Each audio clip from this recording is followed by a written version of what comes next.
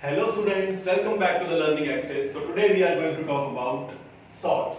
It is the last topic of your chapter, acid, bases and salts. So what is salt? Salt is a general name of ionic compounds. So ionic compounds are made by some acids, bases. When they are react to each other, then it forms ionic compound, and ionic compound are always salt. So let us discuss that it is a compound which is formed by complete or partial replacement of ions. Complete and partial replacement of ions. इसका मतलब क्या है? कुछ examples हम समझते हैं यहाँ पे that यहाँ पे मेरे पास एक बेस है और this is an acid.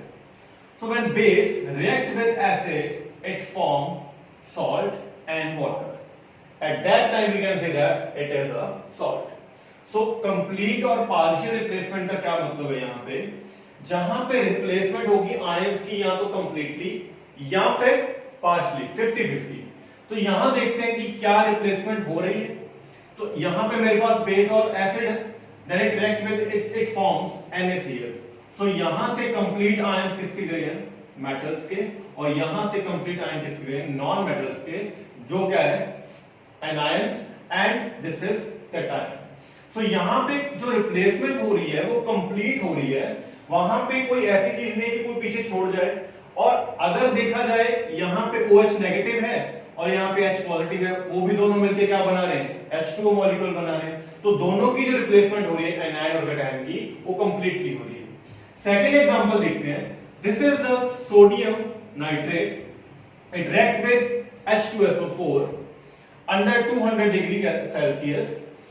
जब इसे रिएक्ट किया तब यहां पे मेरे पास सोडियम हाइड्रोजन सल्फेट बन गया है.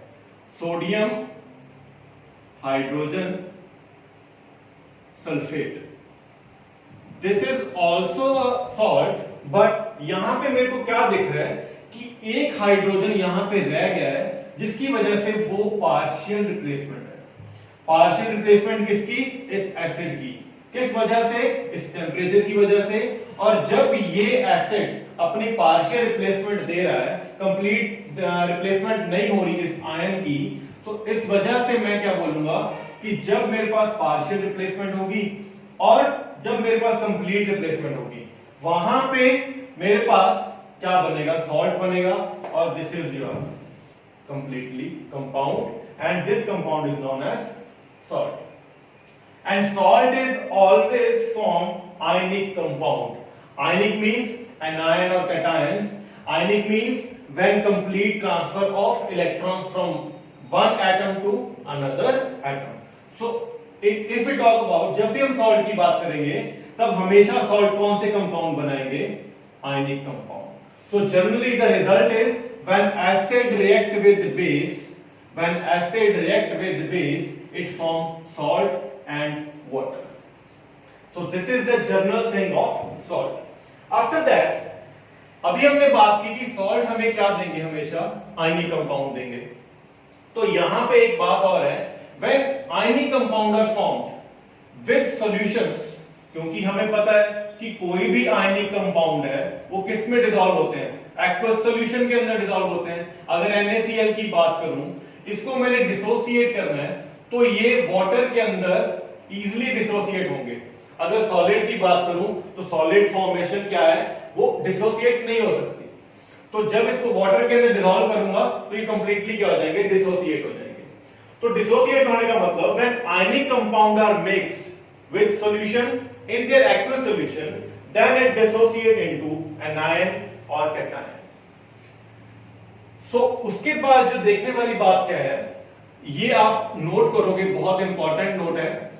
यहां पे जब भी हम सॉल्ट बनाएंगे, this is a ionic definition, जब भी सॉल्ट बनेगा वहां पे at least one cation is other than H ions, H positive ions. इसका क्या मतलब है सर? यहां पे क्या है कि मेरे पास एक सॉल्ट है, दैट सोडियम हाइड्रोजन सल्फेट, अभी हमने यहां पे बनाया. सो इस स्टेटमेंट का मतलब समझते हैं. देखो इसको मैं ऐसे लिख सकता हूं, Na positive, H positive, SO4 negative. इस स्टेटमेंट के अकॉर्डिंग जब भी हम आयनिक कंपाउंड की बात करेंगे वहां पे ये कह रहा है कि जब भी मैं सॉल्ट बनाऊंगा तब वहां पे क्या होगा, H पॉजिटिव तो होगा ही, उसके अलावा एक और कैटायन होना चाहिए, this is your Na positive. तो यहां पे H पॉजिटिव को छोड़ के एक और कैटायन है Na positive, so this is also complete the situation of salts that at least one cation other than H positive ion. So this is your salt. Now second point, at least one anion is other than OH negative ion. Similarly यहां पे हम anion की बात करेंगे, अगर इसको मैं लिखना चाहूं तो इसको इस तरह से लिखूंगा Cu positive, OH negative and Cl negative. So यहां पे OH को छोड़ के कौन सा अलग anion है, this is Cl negative anion. So at least one anion is other than OH negative ion. So this is the example of it. आपके पास एक हाइड्रोजन वाला मतलब पार्शियल कंपाउंड भी हो सकता है और कंप्लीट कंपाउंड भी हो सकता है, जो हमारी कंप्लीट रिप्लेसमेंट थी NaCl की. That the reaction is when reaction of HCl which is react with NaOH, then it form NaCl plus H2O. So this is the complete reaction or this is the complete replacement of ions which is known as salt. So partial and completely displacement or replacement of ion is known as salt, and this is the ionic definition of salt. So now let us discuss the classification of salt. जैसे कि हमने पीछे acids की classification की थी, अब यहां पे भी हम सॉल्ट की क्लासिफिकेशन करेंगे. So let's talk about the classification of salt. So here we have 6 terms of classification of salt. First one is normal salt. So in normal salt, when acid react with base, it forms salt and water molecule. लेकिन यहां पे note करने वाली बात क्या है कि जब भी हम नॉर्मल सॉल्ट की बात करेंगे यहां पे कंप्लीट आयनाइजेशन होगी, आयंस क्या हो जाएंगे, कंप्लीट निकल जाएंगे, चाहे वो OH के हो चाहे वो H पॉजिटिव के हो. तो यहां पे कोई भी पार्शियली चीज नहीं होगी, ना तो पार्शियली आयन डिसोसिएट होंगे ना ही वो पार्शियली आयन डिसोसिएट होकर आपका प्रोडक्ट बनाएंगे. तो यहां पे हम एग्जांपल लेते हैं, when acid which is a hydrogen chloride react with sodium hydroxide which is a base, it react with each other, it form salt, common salt and also known as sodium chloride and form water molecule. So यहां पे complete ionization हो रही है, मतलब ions क्या हो रहे हैं, कंप्लीट डिसोसिएट हो रहे हैं, जिसकी वजह से हमारे पास NaCl एक कंप्लीट जो कंपाउंड बन रहा है नॉर्मल सॉल्ट का. सो नॉर्मल सॉल्ट में हमारे पास H पॉजिटिव आयन और OH नेगेटिव आयन कंप्लीटली क्या हो जाएंगे, डिसोसिएट हो जाएंगे. तो यहां पे OH H पॉजिटिव यहां से गया और OH नेगेटिव यहां से गया, दोनों ने आपस में मिलकर क्या बना लिया, वाटर मॉलिक्यूल्स बना लिया. उसके बाद हमारे पास क्या आ गया, sodium chloride. Second example, when sulphuric acid react with sodium hydroxide and it form sodium sulphate then water. So यहां पे भी क्या हो गया, H पॉजिटिव डिसोसिएट हुआ, यहां से OH, दोनों ने मिलकर क्या बनाया, water molecule. After that it form salt which is ionic compound also. Now we move on acid salt. Acid salt के अंदर क्या होगा, यहां पे मेरे पास जो H पॉजिटिव आयन की वैल्यू होगी वो क्या होगी, ज्यादा होगी. तो हमने पढ़ा था एसिड में अगर H पॉजिटिव आयन इंक्रीज होते हैं तो उनकी बेसिसिटी इंक्रीज होती है, जिसकी वजह से वहां पे एसिडिक बिहेवियर क्या हो जाएगा, इंक्रीज हो जाएगा. तो ओवरऑल इस रिएक्शन से हमें पता लगेगा जब हम इसको देखेंगे कि यहां पे आयनाइजेबल H पॉजिटिव कैसे ज्यादा हो रहे हैं. So let's move on this topic that sodium chloride react with H2SO4 which is a dilute H2SO4 and under less than 200 degree Celsius it forms sodium hydrogen sulfate then HCl. यहां पे ये मेरे पास क्या बना, जो एसिड सॉल्ट बना, acid salt बना, किसकी वजह से, ये इस एसिड की वजह से, जिसकी वजह से हमें क्या पता लगा, यहां पे पार्शियली डिसोसिएशन हो रही है. तो हमने अभी डेफिनेशन पढ़ा था कि यहां पे पार्शियल डिसोसिएशन भी होगा और क्या बनेगा, सॉल्ट बनेगा with replacement of ions ions ions. तो यहां पे आयंस की रिप्लेसमेंट हो चुकी है, not completely but partially dissociate हो गए हैं, जिसकी वजह से मेरे पास क्या बना, sodium hydrogen sulphate, that is sodium hydrogen sulphate. तो यहां पे जो ये मेरे पास कंपाउंड बना है, this is salt but it is a partial replacement of ions, और यहां पे एसिडिक सॉल्ट की वैल्यू बढ़ गई है। एक बात यहां पे और नोट करने वाली है, जब हम पीएच की बात करेंगे, pH scale which is a power of hydrogen, इसका एक अलग से टॉपिक बनाऊंगा मैं। तो यहां पे इसकी पीएच वैल्यू किसकी ज्यादा होगी, एसिड फॉर्मेशन की। Now we will move on basic salt. So in basic salt यहां पे मेरे पास जो कंपाउंड है, दिस इज हाइड्रोक्साइड। यहां पे मेरे पास जो बेस की बात कर रहे हैं हम, तो यहां पे क्या है, lead hydroxide which react with acid, क्योंकि सॉल्ट हमेशा क्या करेंगे, बेस रिएक्ट करेंगे एसिड के साथ। और यहां पे जो लेड हाइड्रोक्साइड है वो एसिड के साथ रिएक्ट होने के बाद कौन सी फॉर्मेशन बना रहा है, partial replacement of ions, because यहां पे हमारे पास क्या बच गया है, OH negative ion, completely dissociation नहीं हुई, जिसकी वजह से मेरे पास इस रिएक्शन को मैं पार्शियल रिप्लेसमेंट ऑफ आयंस वाली रिएक्शन बोलूंगा। और यहां पे मेरे पास लेड हाइड्रोक्साइड क्लोराइड आयन बन चुका है, और ये this is the salt of lead hydroxide chloride ions. और इस आयन की बनने की वजह से हमें ये भी पता लग जाएगा कि जो हमने नोट पढ़ा था सेकंड वाला, वहां पे हमारे पास OH के बाद एक अलग से एनायन बनना चाहिए, that is chloride ion. Clear? So यहां पे एक एनायन बन चुका है और पार्शियली बेसिक सॉल्ट भी बन चुका है। सिमिलरली जिंक हाइड्रोक्साइड जब रिएक्ट करेगा HCl के साथ, तो यहां पे कॉपर हाइड्रोक्साइड क्लोराइड सॉल्ट बन जाएगा। तो यहां पे दोनों की वैल्यू किसकी ज्यादा होगी, बेस की ज्यादा होगी। अगर बेस की ज्यादा होगी तो यहां पे पीएच वाला जो स्केल होगा वो भी किसमें वैल्यू ज्यादा दिखाएगा, बेस में ज्यादा दिखाएगा। सो ओवरऑल जो बात की जाए, यहां पे भी पार्शियल रिएक्शन हुई, यहां पे भी पार्शियल डिसोसिएशन हुई, जिसकी वजह से हमें पार्शियल डिसोसिएशन की वजह से आयनिक कंपाउंड मिला, लेकिन वहां पे हाइड्रोजन प्रेजेंट था या OH नेगेटिव आयन प्रेजेंट था। After that we move on double salt. Double salt के अंदर हमारे पास दो कंपाउंड्स होने जरूरी है और दोनों क्या होंगे, सॉल्ट होंगे।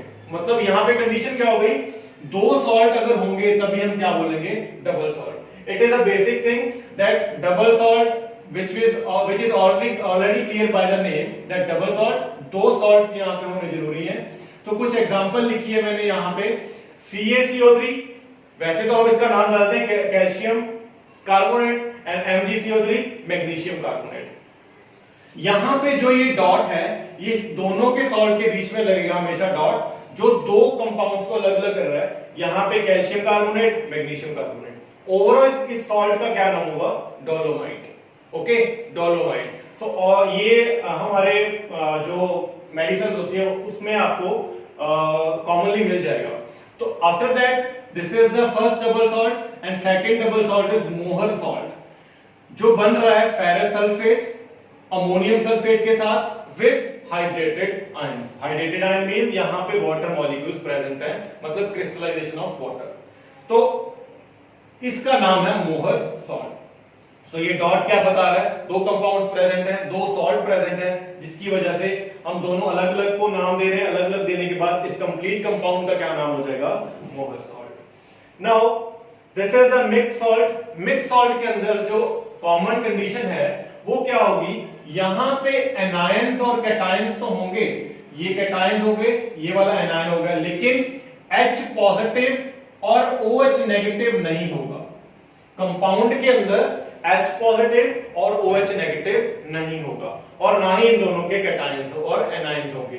तो इनके अलावा जितने भी हमारे कंपाउंड होंगे दैट इज मिक्स सॉल्ट। तो यहां पे सोडियम पोटेशियम सल्फेट है, यहां पे सोडियम पोटेशियम कार्बोनेट है, और यहां पे calcium oxide chloride.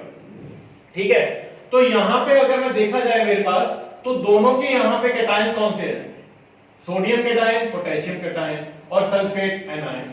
Sodium cation, potassium cation and carbonate anion. यहां पे calcium cation, oxygen anion and chloride anion. So this is your bleaching powder and it is a most important compound जो हम bleaching powder घर पे use करते हैं, cosmetics पे use किया जाता है, ठीक है, डाइज के लिए यूज किया जाता है. So this is the mixed salt. इसके बाद जो लास्ट सॉल्ट है हमारे पास, लास्ट क्लासिफिकेशन ऑफ सॉल्ट है, that is complex salt. Complex salt के अंदर हमारे पास जो सॉल्ट की फॉर्मेशन होगी कुछ इस तरह से लिखी जाएगी, दैट इज कॉपर, यहां पे हमारे पास अमोनिया का एलिमेंट है और यहां पे सल्फेट का. ओवरऑल इसका नाम क्या होगा? यहां पे अगर मैंने 4 लगाया, हम 4 के लिए कौन सा वर्ड यूज करते हैं? टेट्रा वर्ड यूज करते हैं. तो इसका नाम क्या होगा? Tetra amine copper sulphate. इसको कैसे हम समझते हैं कि कौन सा आयनाइज होगा, कौन सा नहीं होगा? जो कंडीशन इस ब्रैकेट के बाहर होगी, जो SO4 है, SO4 आपका कंप्लीटली क्या हो जाएगा? आयनाइज हो जाएगा. किसके अंदर? एक्वस सॉल्यूशन के अंदर. अगर आपको पूछा जाए कि ऐसा आपके पास कोई भी आपको कंपाउंड दिया है, जैसे कोई भी कॉम्प्लेक्स सॉल्ट दिया है, उसमें कौन सा पार्ट आपका आयनाइज होगा या सॉल्युबल होगा वाटर के अंदर, तो जो इस ब्रैकेट के बाहर वाला पोर्शन है वो आपका क्या हो जाएगा? सॉल्युबल हो जाएगा इन एक्वस सॉल्यूशन. और आपको पूछा जाए जो नहीं होगा वो क्या होगा? Tetra amine copper. सो ये वाला जो पोर्शन है कॉपर और NH3, that is tetra amine copper, ये क्या हो जाएगा? Insoluble. So these are the basic classification of salt and it is a very important topic. अगर आपको इन सभी का पता है तभी आप इस रिएक्शन, सॉल्ट की रिएक्शन को प्रिपेयर कर पाओगे या उसकी जनरल टर्म्स को समझ पाओगे. आफ्टर दैट हम इसकी रिएक्शंस करेंगे. What are the reactions are solubles and insoluble according to their conditions. So this is the all over topic of acid, bases and salt. So यहां से हमें ये पता लग जाता है कि कौन सी रिएक्शन से क्या क्या प्रोडक्ट बन रहा है, एसिड क्या प्रोडक्ट बना रहे हैं, बेस क्या प्रोडक्ट बना रहे हैं, सॉल्ट क्या प्रोडक्ट बना रहे हैं. लेकिन दोबारा रिपीट कर रहा हूं कि आपको जर्नल वैल्यूज याद करनी पड़ेंगी, जर्नल रिजल्ट याद करना पड़ेगा. उसी के बाद आप कोई भी रिएक्शन आगे प्रोसीड करवा सकते हो, whether in a theoretical portion और इन अ प्रैक्टिकल पोर्शन. अगर आपको नहीं पता होगा तब आपकी रिएक्शन गलत होने के चांसेस बहुत ज्यादा बढ़ जाते हैं. सो इस चैनल को शेयर कीजिए, सब्सक्राइब कीजिए, सपोर्ट कीजिए और प्रेस द बेल आइकन, ताकि जब भी कोई नई वीडियो आए तब आपको पता लग जाए कि कोई नया कंटेंट आया और यहां से आपको वो हेल्प करेगा. So thank you to all of you and we will meet again in the next video. So keep support and press the bell icon also.